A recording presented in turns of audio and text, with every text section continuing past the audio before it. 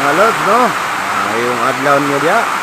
Di ana po ka diri mga idol. Sa pagpaninta mo sa matag adlaw.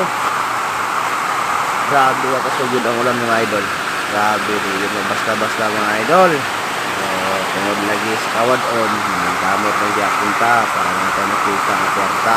Alag ulan mga idol. Basta kay adlaw na igamay yung higom o kung na kaya na kahit na kaya na mga idol importante lang yun mga idol lagi tamawa na magpaglaon mientras napay oras mga idol napoy pag-asa yun na rin mga idol so katong mga riders dyan o nakakaroon sa mga kadalanan amping lang mo kanunay sa inyong pagbiyahe kaya murag paminaw na ako ang atong dalan karon so tikin pa sa tips lang mo tanan mga idol punta sitya inyo ang pag-uli amping sa biyahe mga idol amping kanunay God bless subscribe na lang sa akong page mga idol. Salamat.